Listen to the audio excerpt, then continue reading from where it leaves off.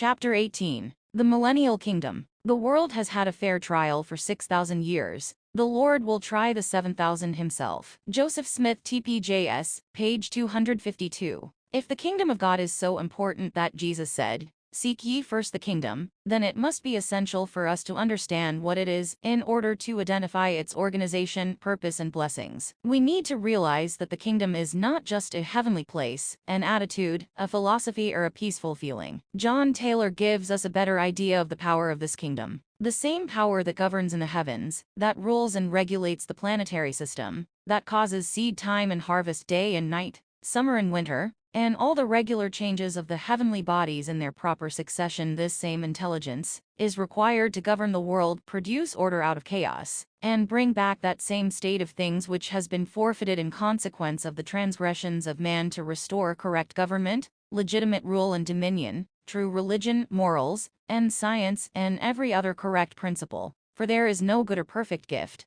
that does not proceed from God in regard to religion, government, mechanism, or science. JD 7324. Throughout history, many worldly kingdoms, great and small, have come and gone. Archaeologists find remains of their bones, pots, and buildings. They try to learn all they can about their civilizations. Why did they rise and why did they fall? Why didn't these kingdoms last longer? And we might ask, would the kingdom of God be any different? We have 1,000 different churches throughout our country, but few if any even claim the kingdom of God. It has been prophesied that in the latter days God will restore two things: his church and his kingdom. Both will be established under the direction of his authority or priesthood. But ministers and priests of today preach, teach, and build churches, but never mention the kingdom. What is missing in their calling from God? Could it be lack of understanding of the kingdom or lack of priesthood authority? It is evident in reading the New Testament how frequently the Lord and his apostles refer to the kingdom, compared to their mention of the church. But today the reverse is true. Ministers frequently refer to the Lord's church, but seldom to his kingdom. It is interesting to compare references to the kingdom and the church in both the New Testament and the Doctrine and Covenants. New Testament: kingdom 240 times, church 92 times. Doctrine and Covenants: kingdom 132 times, church 17 times. Regarding the re-establishment of the kingdom of God in the latter days, it is interesting to note how similar Rev. George Peter's interpretations of the prophecies are to the beliefs of the latter-day saints. Thus in Ezek 36:8-38 there is a profusion of circumstances irreconcilable with any other view than the one adopted. In the enumeration of them there are 1. The gathering out of all countries, and the bringing again into their own land. 2. They shall dwell in the land given to their fathers. 3. They shall be also converted. 4. The desolate land is to be tilled and sown. 5. Man and beast are to be multiplied on it. 6. The cities shall again be inherited, and the waste builded. 7. They shall be settled after their old estates. 8. God will do better unto you than at your beginnings. 9. The land shall be for an inheritance. 10. The land shall no more be bereaved. 11. It shall not be burdened with the shame of the heathen. 12. The identical land defiled by Israel's sins is the one thus again obtained. 13. The removal from the land caused by sin. 14. The return to it caused by God's mercy and faithfulness. 15. The fruit of the tree and the increase of the field, so sure as to prevent famine. 17.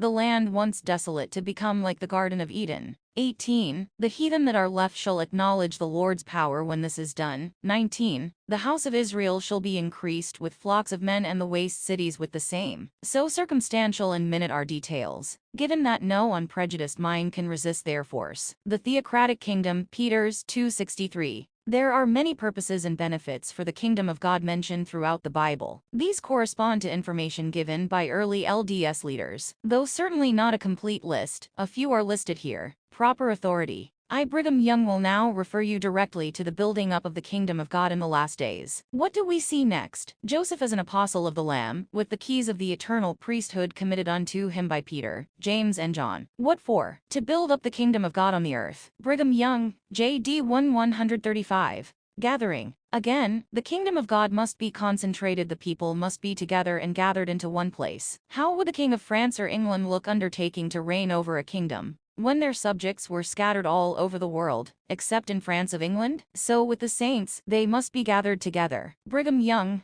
Manuscript History of B.Y., page 140. Freedom of worship. If they wish to worship a white dog, they will have the privilege. If they wish to worship the sun, they will have the privilege. If they wish to worship a man, they will have the privilege. And if they wish to worship the unknown God, they will have the privilege. This kingdom will circumscribe them all, and will issue laws and ordinances to protect them in their rights, every right that every people, sect and person can enjoy, and the full liberty that God has granted to them without molestation. But the kingdom of God, when it is established and bears rule, will defend the Methodists in their rights, just as much as Latter-day Saints, but it will not allow them to infringe upon the rights of their neighbors. This will be prohibited. Brigham Young, J.D. 17:156. Temporal wealth, the earth and the kingdoms thereof, will be given unto the saints of the Most High God. Will they be rich then? Do you not think they will possess the gold mines and treasures of the earth? Yes. Brigham Young, J.D. 10:332. Protection. Now, I want to give you these few words. The kingdom of God will protect every person, every sect and all people upon the face of the whole earth, in their legal rights. I shall not tell you the names of the members of this kingdom,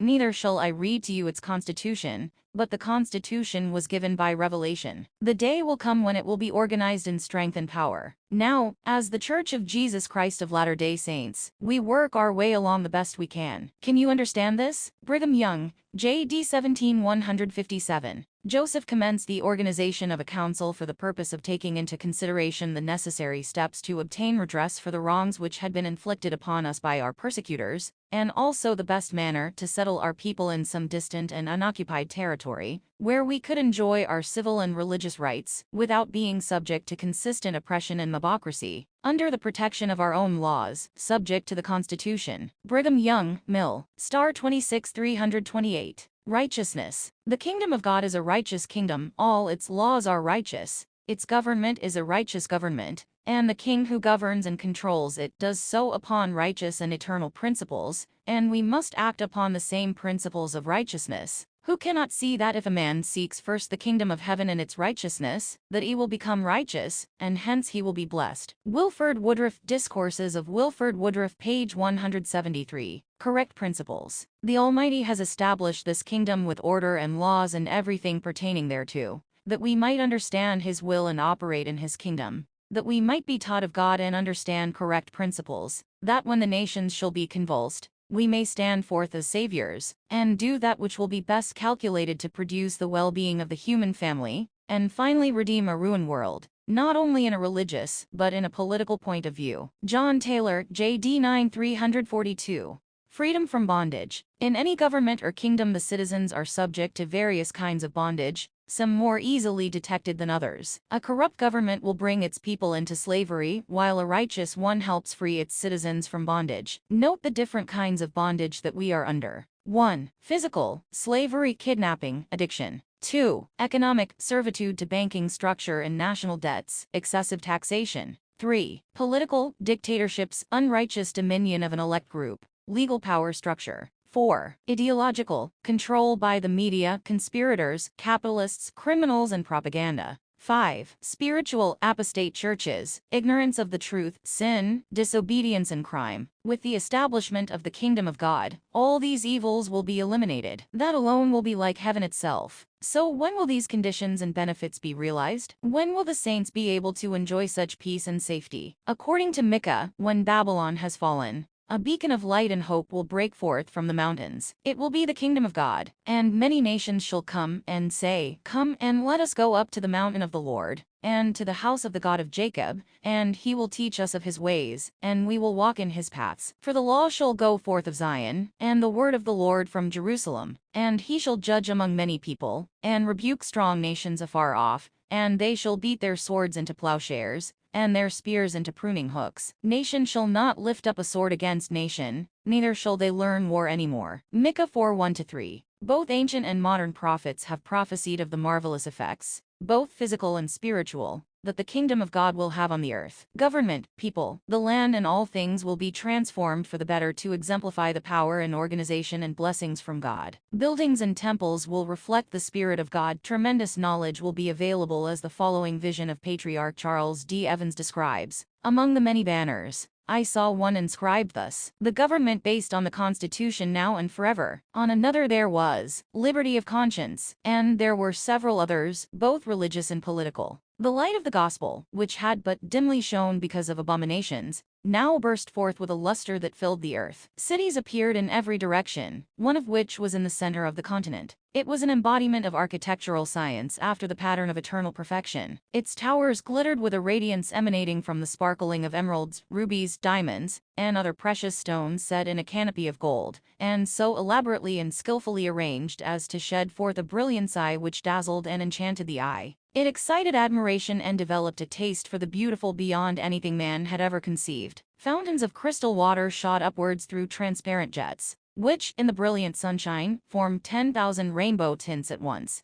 so delightful to the eye. Gardens, the perfection of whose arrangement confound all our present attempts at such genius, were bedecked with flowers to develop and refine the taste and strengthen man's love for these nature's choicest endowments. Schools and universities were erected to which all had access. In the latter, rooms were placed for the study of the past, present, and future, and for obtaining a knowledge of heavenly bodies and of the construction of worlds and universes. The inherent properties of matter, its arrangements, laws, and mutual relation were revealed and taught and made plain as the primer lesson of a child. The conflicting theories of geologists regarding the foundation and age of the earth were settled forever. All learning was based on eternal certainty. Angels brought forth the treasures of knowledge which had lain in the midst of the dumb and distant past, hidden from the world. The appliances for making learning easy surpass all conjecture. Chemistry was rendered extremely simple by the power which Urim conferred on man of looking into the very elements themselves. A stone furnished no more obstruction to human vision than the air itself. Not only were the elements and all their changes and transformations plainly understood,